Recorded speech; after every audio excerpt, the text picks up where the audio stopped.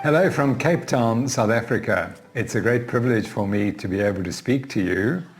I do apologize that I'm not in person in Amsterdam, but it was just a little bit too difficult for me to travel at this time with the vaccination requirements and so on. So thank you very much for allowing me to do this at a distance, so to speak. So I was asked to talk about what's happened in my life since I last spoke at the Ancestral Health Symposium some years ago. And so the title of this talk is Challenging Conventional Dietary Guidelines, the story behind the writing of Real Food on Trial. So just to remind you that my parents are from Liverpool and my maternal grandfather was involved in the meat industry. So my mother had a great belief in the value of eating meat. And so she raised me largely as a carnivore, for which I'm very thankful. And you need to remember that my great-grandparents would have been alive in the Victorian era when they ate really good food. And so here's this paper which looked at the health of the Victorians and what they ate. And it found that they were remarkably healthy because they ate a real food diet, the food coming from the farms, rich in nutrients, full of meat and dairy and vegetables. And so this is a fabulous study, and here's the picture of the workers of that era, and you can see that they're all very lean and healthy and looking very good. And if you look at what people died from in those days, you'll notice on the left in 1880, cancers and heart disease were really very low, and the main causes of death were infections and parasitic diseases and other diseases. Whereas by 1997, you'll see that cancers and diseases of the circulatory system had become dominant. And the only explanation really is that there was this massive change in diet. And in fact, the Victorians started to become unhealthy in the 1880s when they started importing food, and particularly sugar and condensed milk, which came into Britain thereafter. And within one generation, the health of the population decreased.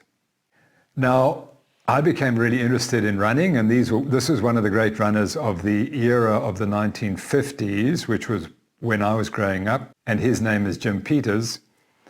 And you'll notice that he competed in the 1948 Olympics, which happened after the Second World War, and Britain was going through a time of food scarcity. And meat was sent to Britain from the other countries, and it was given to the Olympic athletes. And so Jim Peters says that it was much easier to train for the 1948 Olympics than the 1952 Olympics, because by the 1950s they weren't getting any meat from overseas, and he had to train on bread and potatoes, which is probably not the best food on which to run over 100 miles a week in training. So therefore, the point is that if you go back in fact, you don't even have to go back very far, you'll notice that athletes were eating a diet in which carbohydrates were not the predominant source of energy. So I did my medical training at the University of Cape Town, and I soon realized that I was rather more interested in science than in the practice of medicine. So I went directly into science and started the sports science courses at the University of Cape Town. And whilst I was doing that, I wrote this book, Law of Running. And thereafter, it was really based on a lot of studies we did on carbohydrate metabolism during exercise. And these were some of the studies done with colleagues Bosch and Steve Dennis. And they really were at the front of research in those days. Here's some more studies with John Hawley and colleagues of effects of glucose infusion during exercise. Then we studied ultra-endurance exercise. And then finally, we studied the effects of carbohydrate depletion, in which we reduced the muscle glycogen content in these athletes. And then we did what was unique. We then infused them with glucose so that they had low muscle glycogen stores, but we infused glucose. And we found some fundamental laws of how the body works under those conditions. So here's a diagram of what we were doing. We were studying glucose metabolism during exercise and fat metabolism, but the focus was on glucose metabolism. And we also studied what happens when you ingest carbohydrates as well. And this diagram is so interesting because we focus on this guy's head, and the only reason we put the head in there is a conduit by which fluids get into the intestine. So what is revealing about this slide is that the head is added merely to depict the conduit, the mouth, through which glucose enters the stomach and intestine. The idea that the brain must also be fueled during exercise did not really enter our minds at that time. What also didn't enter our minds at that time is that the body has these massive fat stores, and we completely ignored them because it's much easier to study carbohydrates during exercise than fats. And so we, like everyone, focused on carbohydrate metabolism since it's much easier to study than fat metabolism. And then this slide shows the elephant in the room, that the energy reserves in fat are enormous, and they contribute about 90,000 kilocalories of energy, whereas in the muscle and liver, there's almost no energy in the forms of carbohydrate.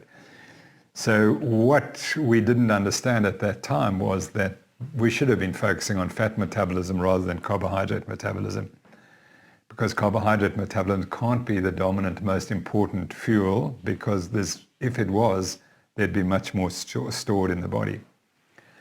So as someone said, it's been estimated that adipose tissue stores alone could supply sufficient energy for nearly 4 days of running compared to less than 2 hours using only muscle glycogen stores. So we became pretty good at studying what happens when you take a drink, and that's point 1 in this slide, and then which has carbohydrate in it, and then we could trace it through the body into the stomach, into the intestine, to the liver, and then to the muscles, and then out of the lungs and the mouth as radio-labeled carbon dioxide. So that could tell us how much of the carbohydrate that was being ingested was being used.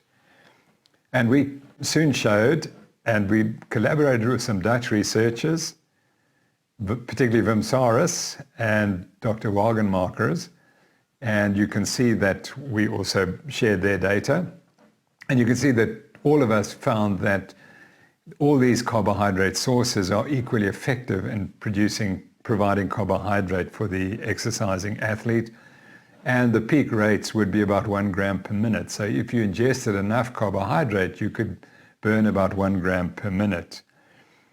At the time, we worked with some very experienced and good athletes. One of them was Bruce Fordyce, who during that period won the 90-kilometer Comrades Marathon 9 times.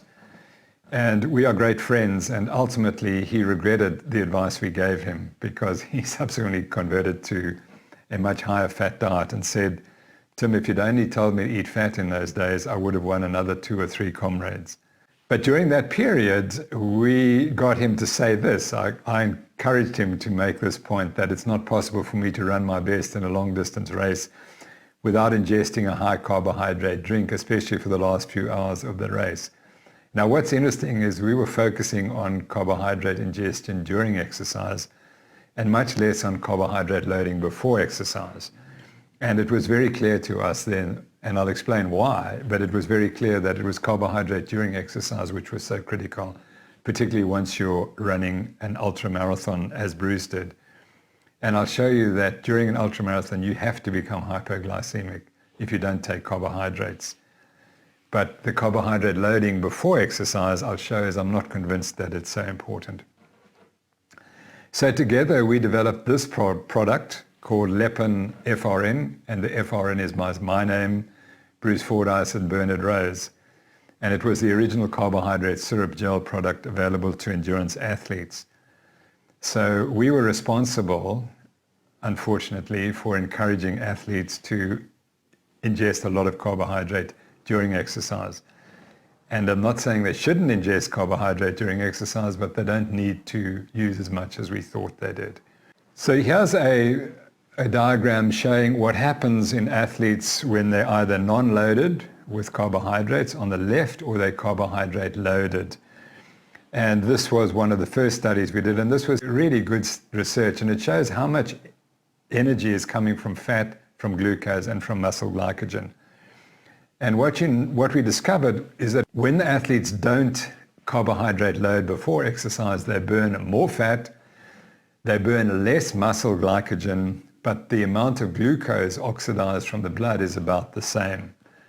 In contrast, when they carbohydrate load before exercise, they have less fat oxidation, they use more muscle glycogen, and about the same amount of glucose is oxidized from the bloodstream. So that was what we discovered. And in hindsight, it seems that we wanted to prevent all fat oxidation. We couldn't see that, nor do many still see that today. In other words, loading up with carbohydrates inhibits fat oxidation.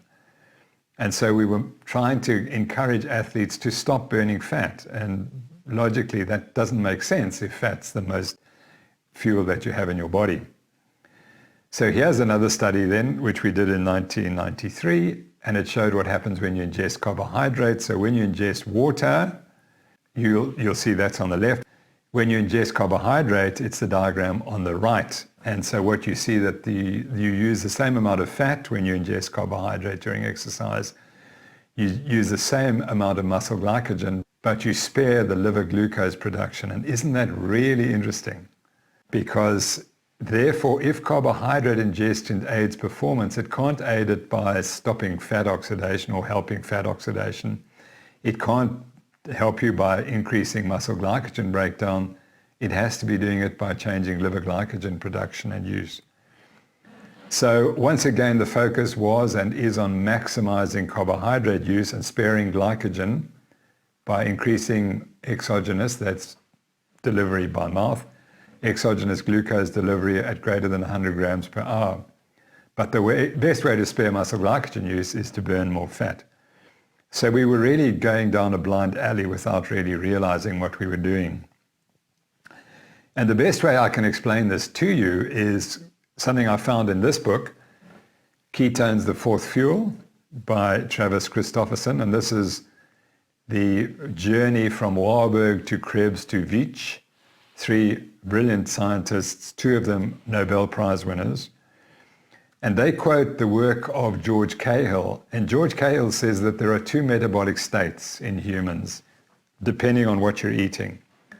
There's the low insulin state or there's the high insulin state. So the low insulin state is when you're eating a high-fat, low-carbohydrate diet. And the characteristics are that the liver produces glucose. That's called gluconeogenesis. The adipose tissue breaks down lipids. That's called lipolysis. And the liver produces ketone bodies, and that's called ketogenesis. In contrast, if you're in a high insulin state, eating lots of carbohydrate, the liver is breaking down glucose. That's called glycolysis. The fat tissue is storing fat, and that's called lipogenesis.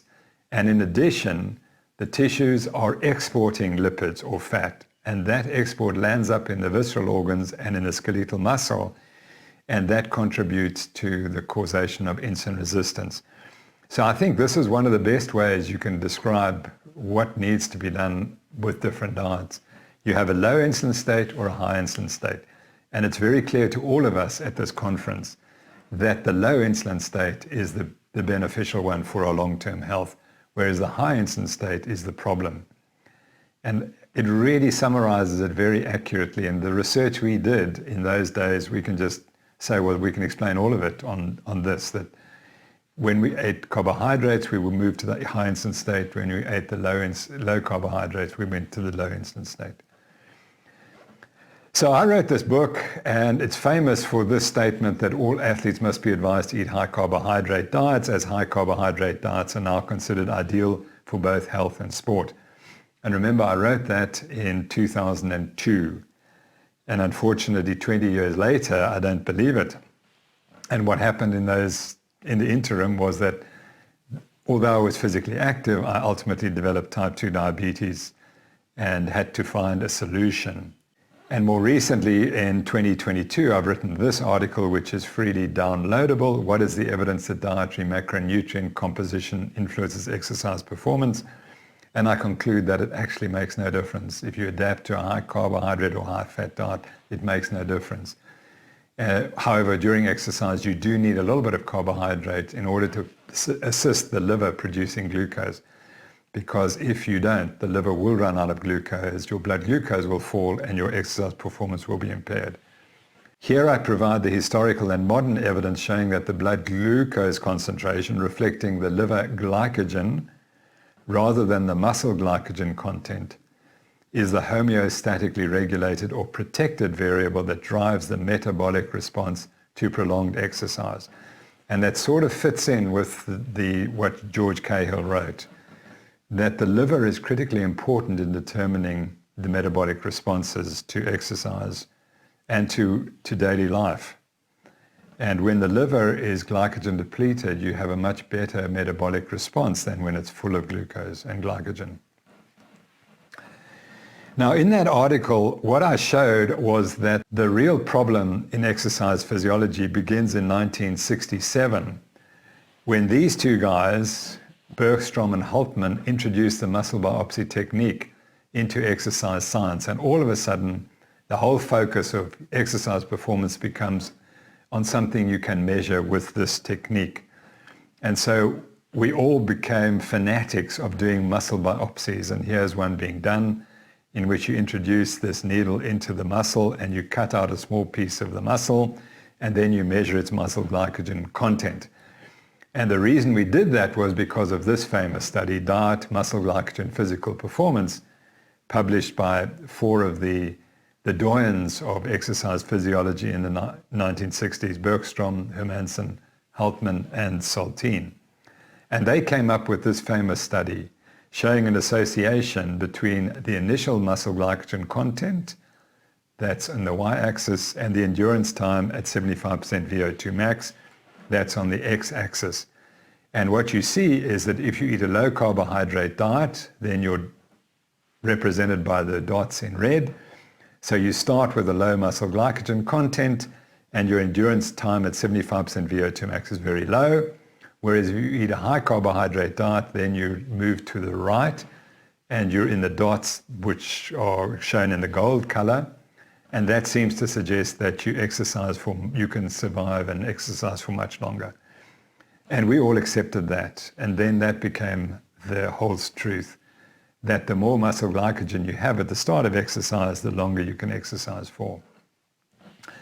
And this was the explanation that on the top panel, if you eat a high carbohydrate diet in gold, then your muscle glycogen is much higher, and it takes much longer for you to deplete the stores, and then you stop. And so we all accepted this as the gold standard. This is the truth. But unfortunately, we missed something. And what we missed was that if you ate a low carbohydrate diet, after a short time in this diagram, within an hour, your blood glucose concentration had fallen below 60 milligrams per 100 ml.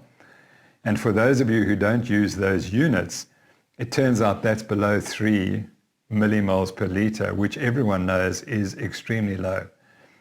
So the problem in this study was that these athletes were becoming hypoglycemic.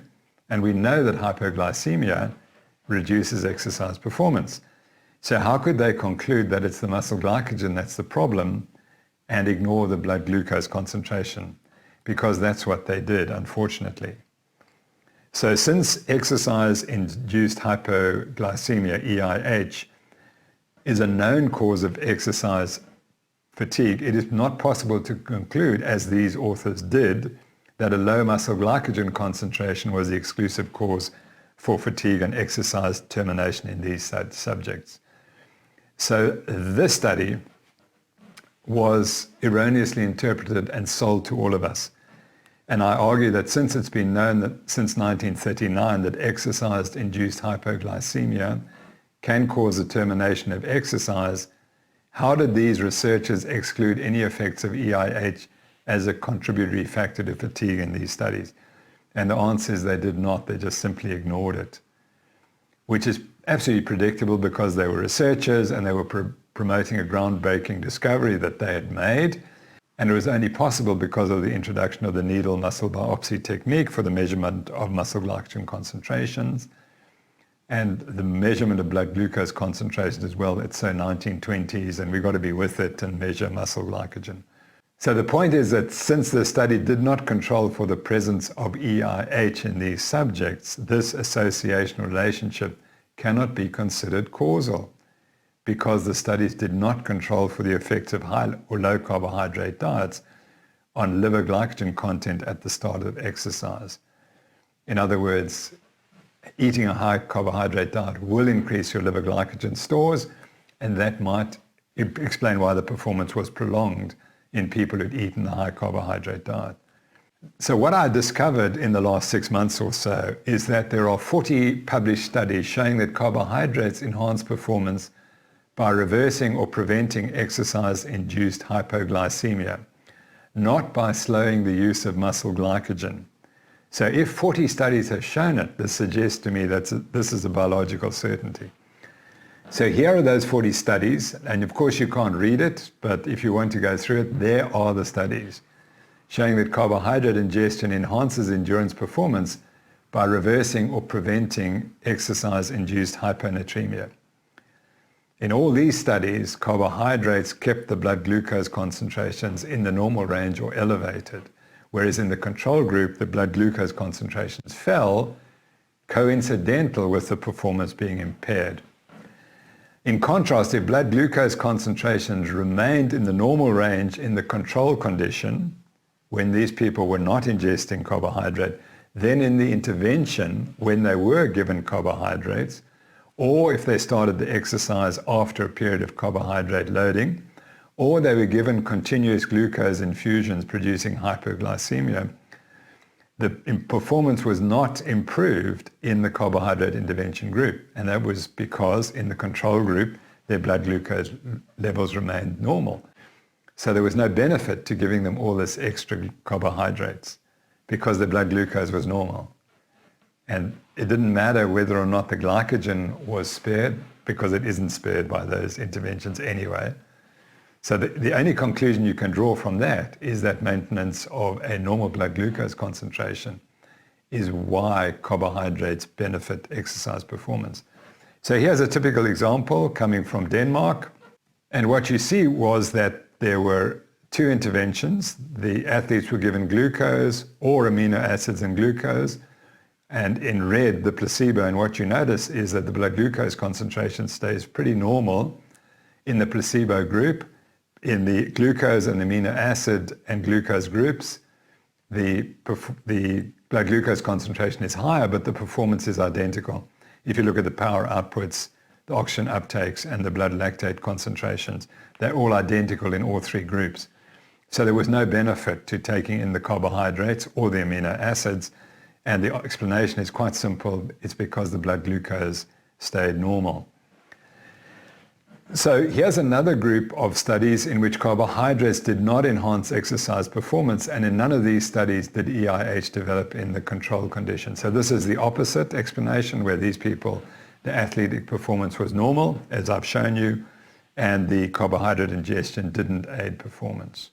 And this is another series of studies in exercise lasting less than 90 to 120 minutes, in which carbohydrate ingestion improved performance even though EIH does not develop in the control condition. So you have to ask, well, why would that be? How can carbohydrates aid performance if it doesn't prevent hypoglycemia or improve blood glucose regulation? And the answer is that there is a brain mechanism in which the presence of glucose in the mouth or upper throat influences the performance in a positive way. And so colleagues Louise Burke and Ron Morn say the governor has a sweet tooth and the mouth sensing of nutrients which enhance athletic performance. And the governor, by the way, is the model that we developed for how the brain regulates exercise performance. And so when you take in carbohydrates in the mouth, the brain interprets that as evidence that something good's happening. So it says, well, you can increase your performance. So the summary and conclusions of this research, and which is in that article, is that the introduction of the muscle biopsy technique in 1967 gave prominence to muscle glycogen as the key determinant of exercise performance, especially during prolonged exercise. But I indicated the authors ignored the presence of hypoglycemia that developed progressively as the exercising muscles also became increasingly glycogen depleted. So the liver was becoming glycogen depleted just as the muscles were becoming glycogen depleted. So any diet that elevates muscle glycogen stores prior to exercise will also increase liver glycogen content, delaying the onset of exercise-induced hypoglycemia during subsequent exercise. Hence, the high carbohydrate diet that these authors promoted and that we also promoted likely enhanced performance by increasing liver glycogen content prior to exercise. and that when they ingested carbohydrate during exercise or carbohydrates was infused during exercise, that helped by maintaining the blood glucose concentration. So I argue that the human metabolic response to exercise is driven by the need to maintain the blood glucose concentration to prevent hypoglycemic brain damage, and that if the brain detects that the blood glucose concentration is falling, it will slow the exercise down so that the muscles can't take up too much glucose out of the bloodstream. And ultimately, if you don't listen to that messaging, the brain will say, okay, now you must stop, because if you continue, you're going to cause hypoglycemic brain damage. So this is achieved by decreasing the whole body carbohydrate oxidation and increasing whole body fat oxidation when exercise begins in the carbohydrate depleted state, and by substituting exogenous, that's by mouth carbohydrate, for endogenous blood glucose oxidation when carbohydrate is ingested during exercise. So again, the focus is the carbohydrates benefit the liver. They support the liver's metabolism, not the muscle's metabolism. And this is a really interesting point which this article showed and which is not discussed anywhere. We know that as you exercise for longer, you reduce your total carbohydrate oxidation. You turn on fat metabolism. But what I didn't know, and which people hadn't emphasized, is that oxidation of glucose in the bloodstream increases inexorably during prolonged exercise, regardless of whether carbohydrate is ingested or infused during exercise, or whether the exercise begins in the carbohydrate-loaded or depleted state. And what this tells us is that there is a mandatory, obligatory blood glucose oxidation during exercise, which you cannot override. It has to happen, and it has to increase. And that tells us that blood glucose oxidation is serving some obligatory role. And I conclude that blood glucose oxidation is regulated differently than its whole body, mainly muscle carbohydrate oxidation. And that indicates that there has to be an obligatory blood glucose oxidation to maintain brain functioning during exercise, as is well established case at rest. So therefore, there appears to be an obligatory need for blood glucose oxidation rather than muscle glycogen oxidation during exercise. And this has very important implications for dietary advice for athletes. And simply stated is that you only need to ingest a little bit of carbohydrate to protect the liver from becoming depleted during exercise. You don't have to ingest a huge amount of carbohydrate, for example, 100 grams per hour, as some people suggest, because they want you to replace muscle glycogen use, but you can't. That doesn't work. We've shown it repeatedly, that the glucose you take in by mouth doesn't substitute for muscle glycogen. So it's a very important finding. It means that we should really be advising athletes to ingest relatively little carbohydrate during exercise. And they don't have to drink in huge amounts of carbohydrate as they're being told to. So that's that story now. Let's get back to my own experiences in the last few years. And it begins really in 1980 when we were the first to start studying post-exercise ketosis with these colleagues at the University of Cape Town. And there were two of us who exercised on low carbohydrate diets, and we developed a massive ketosis, as you can see. What we would do is we would eat a low carbohydrate diet for 2 days or 3 days, and then we would exercise for 2 hours in the morning, and we wouldn't eat for the rest of the day. And this shows what happens to our blood ketone bodies. And you can see they reach values of about 3 by the end of the day. And that was really interesting. But what was much more interesting was that we measured, in myself and my colleague, we measured our blood glucose concentrations on 3 different diets, on a low carbohydrate diet and a high carbohydrate diet, and a day when we ate our usual diets, but we didn't exercise. So we had our blood glucose concentrations and we had our blood insulin concentrations.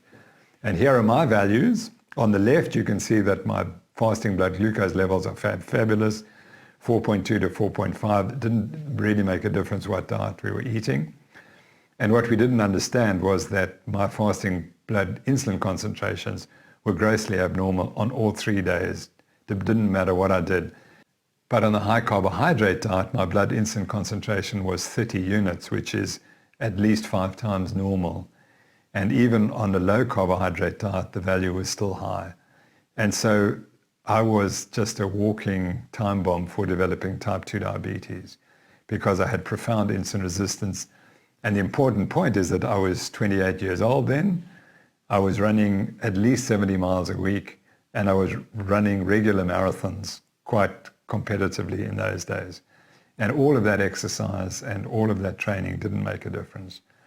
So Tim Noakes and my friend was exactly the same, have insulin resistance despite youth and marathon training, but when it improved on a high-fat diet, our blood insulin came down, our glucose came down. But the prediction would be that they must develop type 2 diabetes with time if they continue eating a high carbohydrate diet.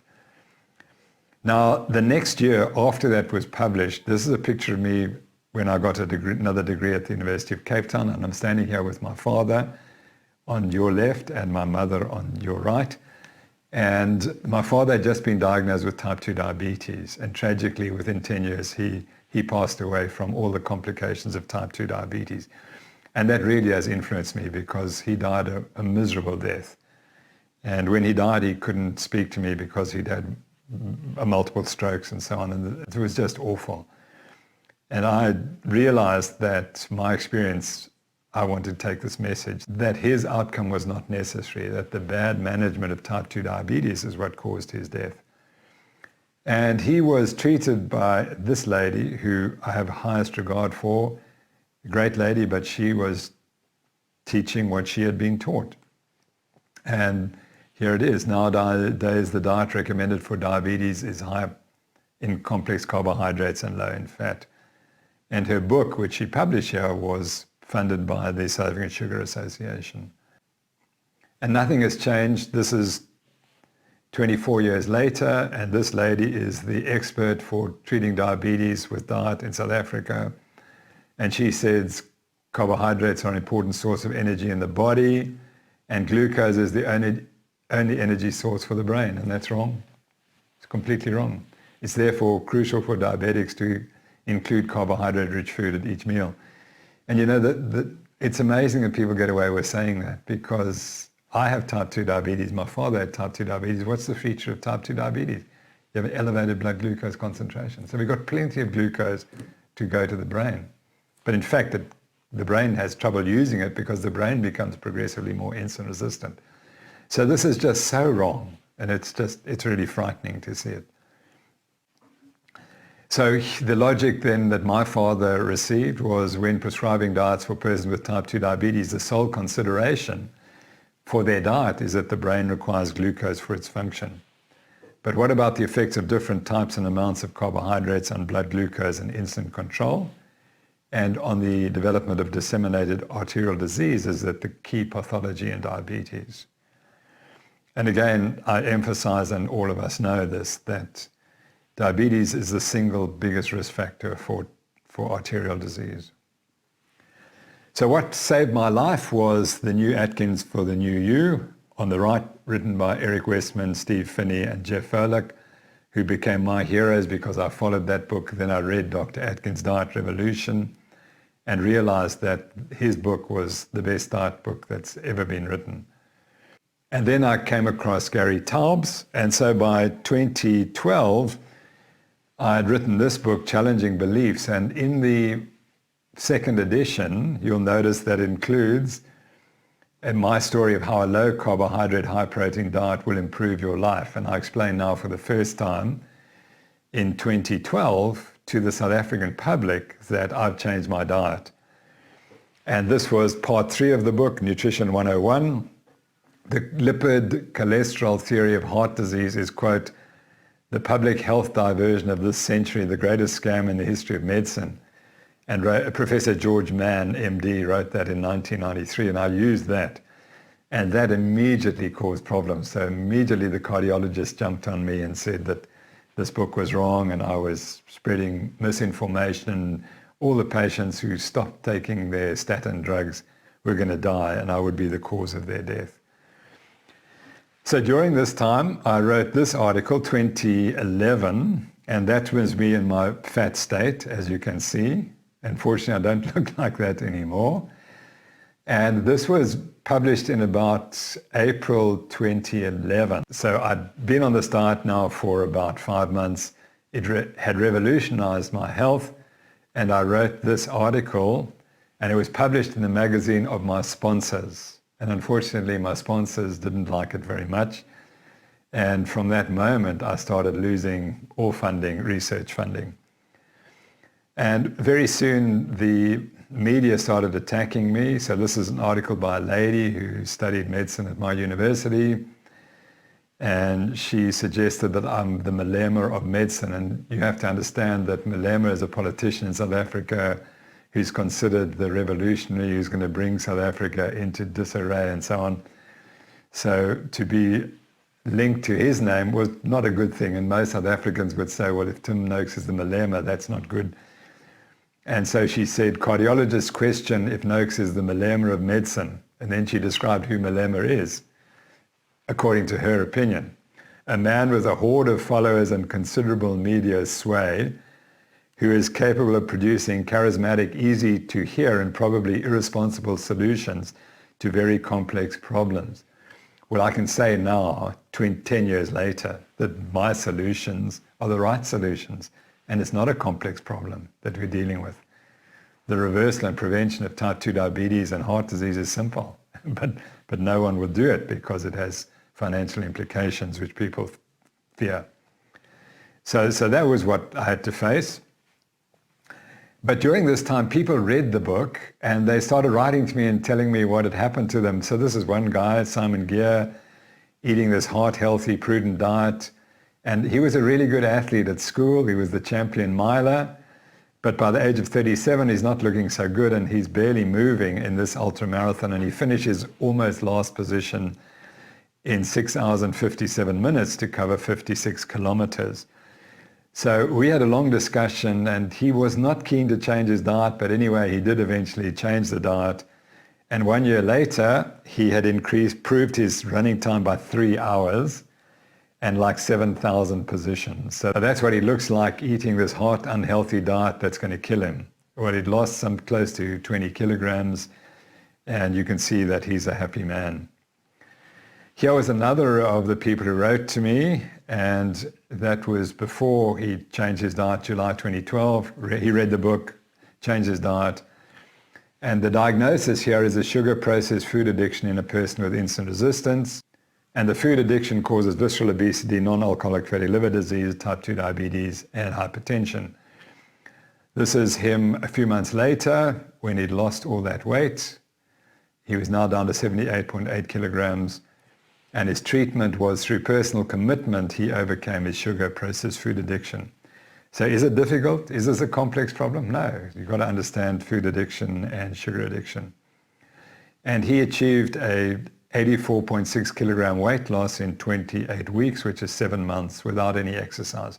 He started exercising once he'd sorted out his problem. And this shows his weight loss in 28 weeks, and the top panel is his weekly weight loss, which is quite stunning. And you'll notice his weight loss just stopped after 28 weeks, and he stayed the same weight for the last few years. So his most important presenting symptom was that he was always hungry, and his most welcome change that he's now only hungry once a day and he eats once a day. And this he kindly wrote, Banting, that's this low carbohydrate, high fat diet that we promoted, hasn't limited my life, it's improved it. Noakes has become a dear friend. He's very supportive. He saved my life, and I'm forever in his debt, just as I'm in the debt of Eric Westman and his team. He receives a lot of criticism, but I've not heard of any failures, only success stories. For me, it's been a phenomenal journey. So that was the story. And then here's another South African who lost over 100 kilograms, and we treated him again. It's a food sugar addiction. And the books that have really influenced me are Joan Ifland's books on describing food addiction. Those two books are really very, very helpful. And this diet book by Michelle Hearn, The Dietitian's Dilemma. And her dilemma is that she's been taught what caused her to become sick and ill.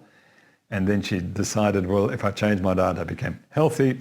So what must I teach my patients? And that's the dietitian's dilemma. At the same time, I wrote this article because I'd had 127 people had written to me explaining how well they'd done on the diet, and they'd reversed their diabetes and the hypertension, and I wrote it up purely as reporting. It was self-reporting. They self-reported their weight changes, and I said a randomized controlled clinical trial is urgently required to disprove the hypothesis that the LCHF eating plan can reverse cases of type 2 diabetes, metabolic syndrome, and hypertension without pharmacotherapy. And we now have the evidence, of course, that this all happens. But my point is that in 2012, when I wrote this article, there was a huge outcry that I could possibly write this without having done a clinical trial. Shortly thereafter, we wrote this book, The Real Meal Revolution, and that's the book that got me into all sorts of trouble because it produced this green list of the foods that you should be eating, and this is the real story of what you should be eating, and because it's so true, it caused enormous problems. So ultimately, I had to go to court, and we'll discuss that. But in the meantime, the book influenced a lot of people, and interestingly, Australian athletes were some of the people who picked up the story. And this is a guy called David Pocock, who, as you can see, is a very powerful man. And he became a great friend of mine, even though the picture on the right of him tackling the South African was in a particular game that South Africa should have won, but he played so brilliantly in that game that we lost, and I never forgave him for that until he wrote to me and said that he'd adapted this diet and it had really helped him. So he said, for the past 3 years, I've been following a diet based on Weston Price and Sally Fallon's work, and after seeing your work on banting, I finally decided to give it a go about 6 months ago. I'm feeling fitter and stronger than I ever have. And he described how he'd lost 2 kilograms of fat and put on 1 kilogram of muscle. He has the Australian cricket team who adopted the same diet in 2013, and 4 of the athletes here became protagonists for the diet. And he had 2 of them in Cape Town meeting me and having me sign the book for them. On the left is Shane Watson, whose career was greatly extended by following this diet, as I'll show you. And on the right is Mitchell Johnson, who is the most terrifying fast bowler. He's ranked the 5th greatest fast bowler the Australians have ever produced. So he's involved in explosive exercise, and yet he found adapting to this diet was very helpful. Another player was Warner, who continues to play, and remember, this is now 10 years later. He's still playing professional cricket at the highest level. And he was considered to be overweight before, but you can see there he doesn't look overweight at all. I've increased my energy, it's helped my recovery. I'm now not out of breath when I run between wickets when batting in cricket. And in 2014, he became the #1 ranked batsman in world cricket. And here's Shane Watson, and he told me that he'd been unable to control his weight using conventional dietary methods. He also had a family history of insulin resistance type 2 diabetes. And I signed the book for both him and for his father. And he said the weight control is now effortless on his high-fat diet. And here's a story of his performances subsequent to that. And it shows that his performances remained remarkable, and he continued to play cricket up to the age of 39, which is 7 years after starting the banting diet. And eventually in 2020, at the age of 39, he retired from professional cricket. So that's now takes us to 2014, and then 2014, Nina Teicholz wrote her book, and I read it, and it was just amazing because this confirmed everything I'd been saying. And I can't tell you how good it was to get a confirmation that what you're saying is right. And her book says the advice that comes out of this book is that a higher fat diet is almost assuredly healthier than one low in fat and high in carbohydrates. The most rigorous science now supports this statement. So what next happened is what really changed my life, and I know that's what many of you would like to hear about. So in 2014, having published the book, all of a sudden I woke up one morning and opened my emails, and there was a letter that was about to be published in the local newspaper, the Cape Times, in which it said the UCT, University of Cape Town, Dr. Slam Noakes. And here was the letter written by the Dean of the Faculty of Health Sciences at the university and 3 senior professors. And you can see it has the logo of the university under the Faculty of Health Sciences. And this is what they said. There's good reason for concern that this diet may rather result in nutritional deficiencies, etc.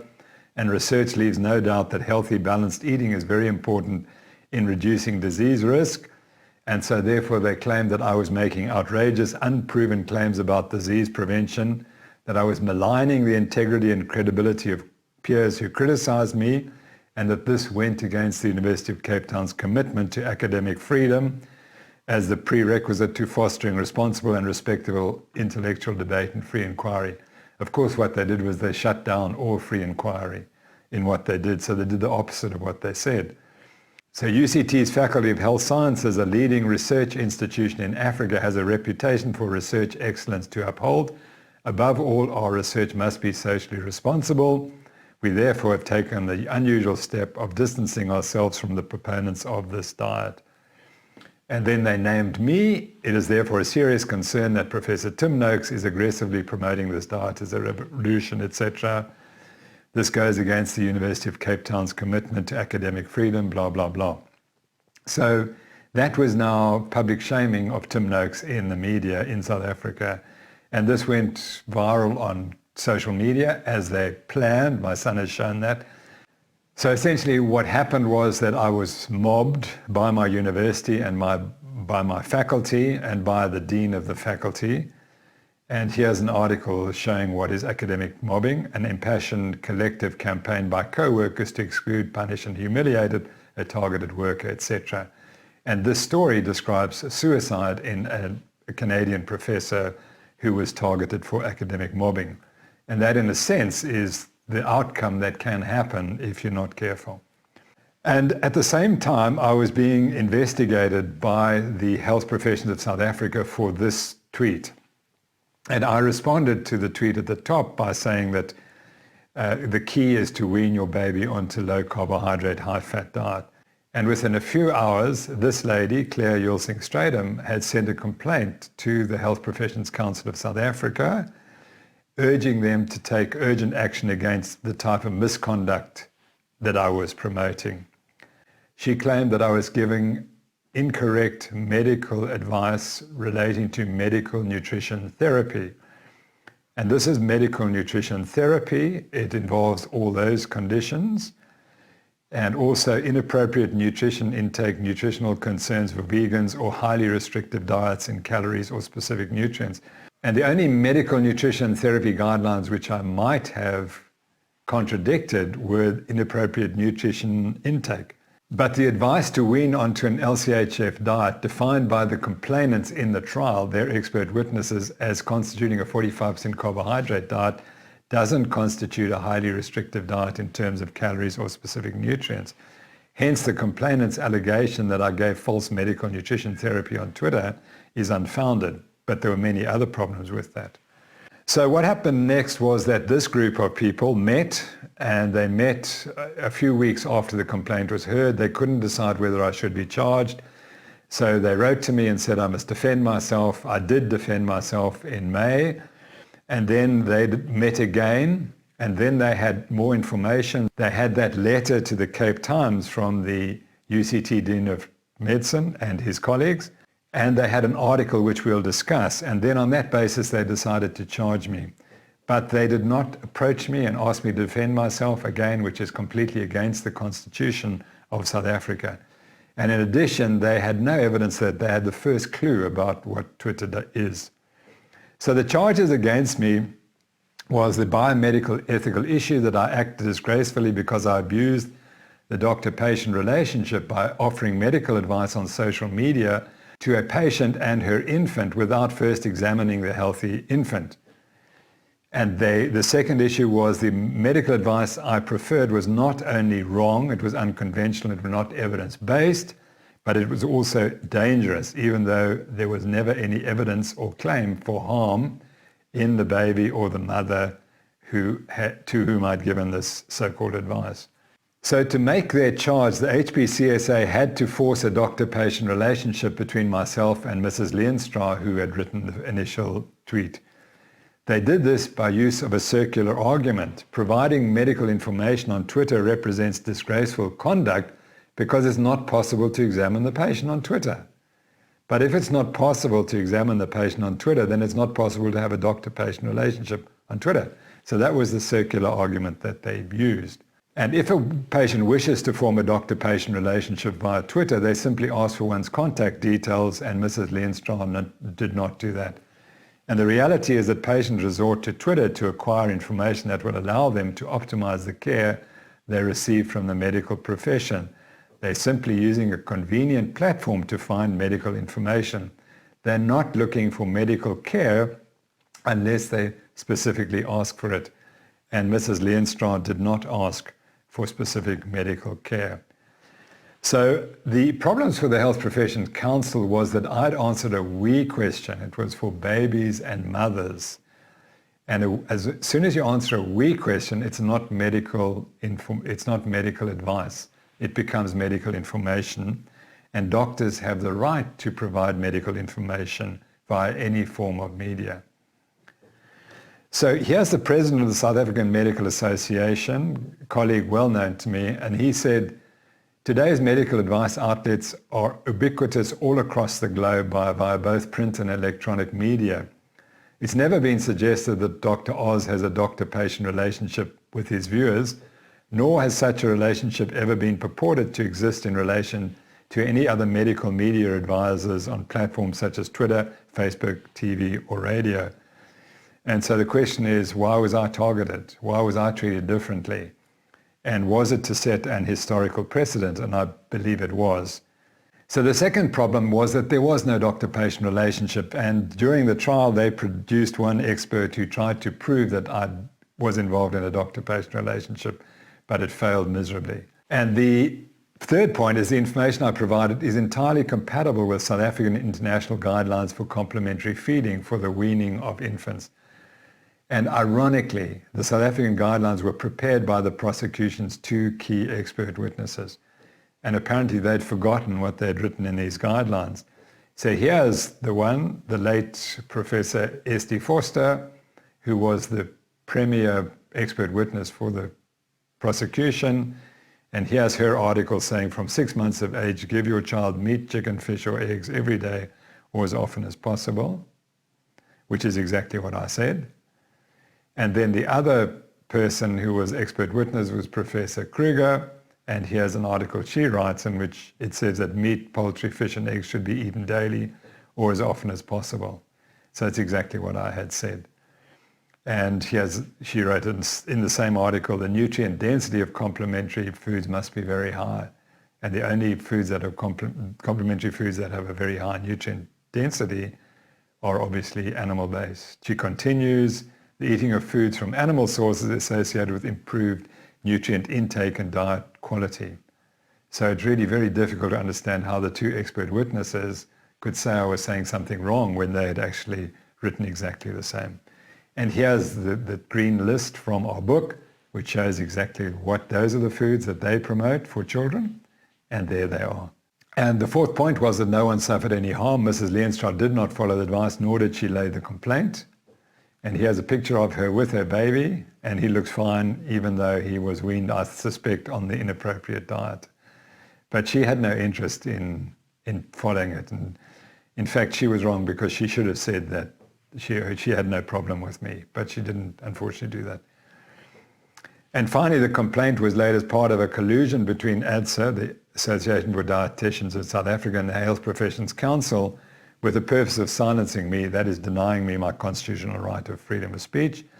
And we know that because there was an incriminating email chain between the lady who laid the complaint and the person who represents all dietitians on the Health Professions Council board. I'm not going to go through the emails, but there's the one in which she asks for help to shut me down. And then she takes it further. Just would like to follow up on the Tim Noakes problem. The bashing of the profession continues, and we need intervention from the Health Professions Council as a matter of urgency.